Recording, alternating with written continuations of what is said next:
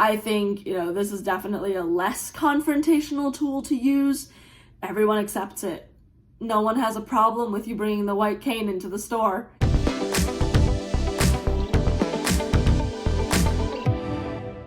Hey guys, it's Hope. Welcome back to my YouTube channel. Today we are doing our first episode of White Cane versus Guide Dog.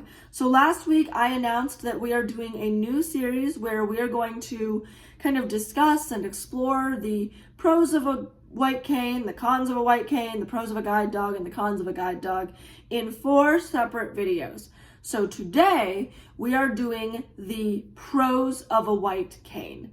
So let's go ahead and get started. Pro number 1, there is tactile feedback. When I'm walking with my cane, I can feel the concrete and I can feel the brick and I can feel when the cane changes to something. And if I have to, like if it's really dark or if it's really shadowy, sometimes I can't see exactly where I'm going. So I can tap my cane against a wall, or I can tap my cane against the grass or something and kind of feel where I'm going. So there's that tactile feedback.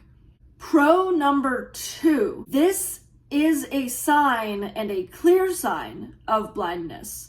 I think that this is a very clear sign of blindness. It's been around for a very long time, so people quickly understand the white cane as, okay, this person can't see. What I've found is that drivers and people are sometimes more aware of me or look out for me more because I have the white cane versus the guide dog.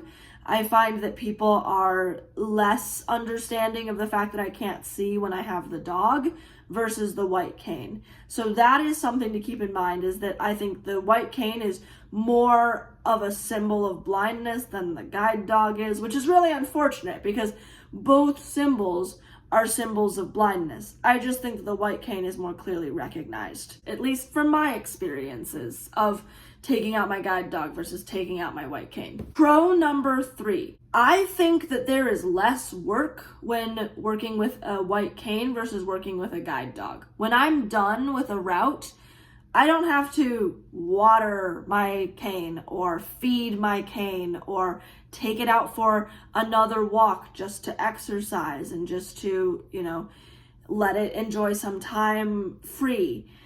And the other thing is, I don't have to necessarily rework anything. So if, for example, I decide I don't need to stop at every single curb, or I don't need to stop for this particular thing, I don't have to rework it. I don't have to go back and redo it because the cane made a mistake. I just keep on walking, So I think that the cane does have a lot less work to it and a lot less effort. And there's no effort outside of using the cane. Once you're done with the cane, you're done with the cane. That's the end of it. But with a guide dog, it just requires a bit more work and a bit more, effort outside of using it as just a guide dog. It's not just a guide dog, it's also a dog. Pro number 4, like I said, you control everything. I can decide, I want to walk faster, I want to walk slower, I want to go around this thing. I don't really want to stop at this curb today. I don't need to. You can control exactly what happens. Whereas with the dog, you really do have to let the dog do all the work. I have to say, okay, if he misses this curb, we have to rework it. There's no ifs, ands, or buts about it, because if I don't rework it, the next time that we come up to a curb, he'll just skip it, and that's not good.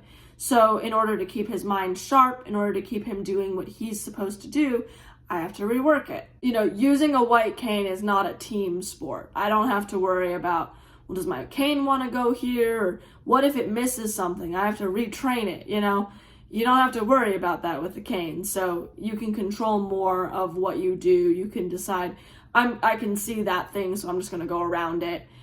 Whereas with the dog, I have to let my dog actually take me around it rather than just going around it myself. Pro number 5.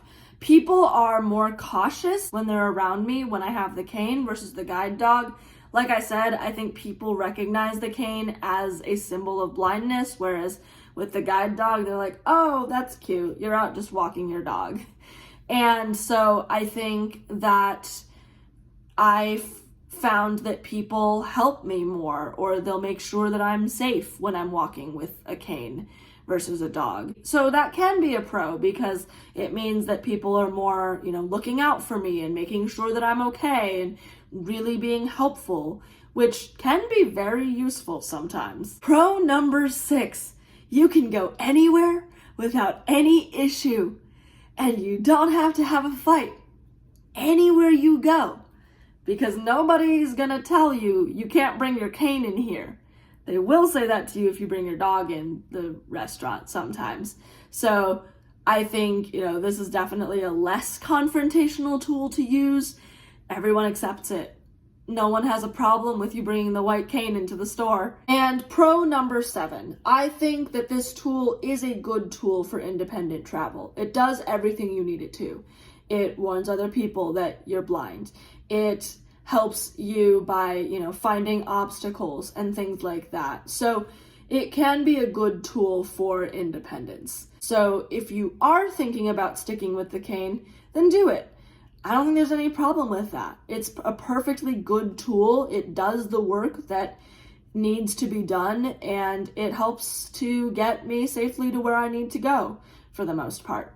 So those are the pros of using the white cane. I hope that you enjoyed this video. If you did, again, like, subscribe, and share, and comment below on any questions or thoughts that you have.